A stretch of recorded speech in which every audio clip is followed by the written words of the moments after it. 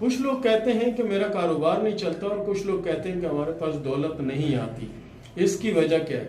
دیکھیں، آج جو کاروبار نہیں چلتا اس کی وجہ تو آپ کی بھی سمجھ میں آتی ہے کہ رات دیر تک جنی موبائل کے ساتھ مصروف رہنا، اور اس کے بعد پھر کوشش کرنا کہ رات کو 2-2:30 بجے جو سو جانا، تو پھر فجر میں تو آنکھ کھل نہیں سکتی، ٹھیک ہے نا، فجر میں آنکھ کھل نہیں سکتی۔ اور اس طرح جو اسلامی طور طریقہ ہے کہ فجر کی نماز کے بعد جنی شاپ یا دکان کو کھول لینا، یہ بھی آج کل نہیں ہے۔ آج کل شاپ جو کھلتی ہے ان کا ٹائم بھی یہ سمجھیں کہ 12 سے 1 بجے ہے، اور اس وقت وہ شاپ پہ جاتے ہیں تو اس وقت وہ ناشتہ کرتے ہیں، تو وہ برکت والا جو چیز ہے، جو برکت والی چیز ہے، وہ تو ساری ختم ہو گئی، کیونکہ آپ فجر میں تو گئے ہی نہیں۔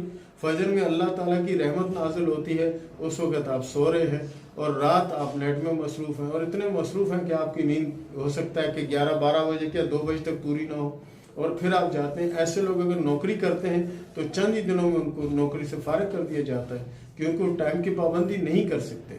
اور آپ اگر چاہتے ہیں کہ آپ کے پاس دولت آئے اور سکون ہو اور کامیابی ملے، تو آپ اس کے لیے کوشش کریں، جتنا زیادہ ہو سکتا ہے، جتنا زیادہ ہو سکتا ہے آپ سورہ فاتحہ کو اپنی زندگی کا معمول بنائیں۔ انشاءاللہ ہر معاملے میں فتح بھی ہوگی، کامیابی بھی ہوگی، پیسہ بھی آئے گا، سکون بھی ہوگا۔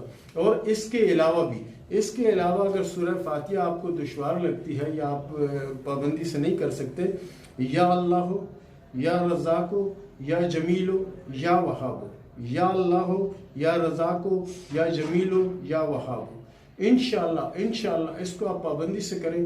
انشاءاللہ آپ کو بالکل پیسہ بھی آئے گا، کامیابی بھی ہوگی، سکون بھی ہوگا، اور دین کی طرف آپ راغب بھی ہوں گے، اور آپ کو سکون بھی ملے گا جس سکون کی تلاش میں آپ ہوتے ہیں۔ تو پیارے دوستو، یہ تھا ہمارا آج کا پروگرام۔ ملتے ہیں اگلے پروگرام میں، تب تک کے لیے اللہ حافظ۔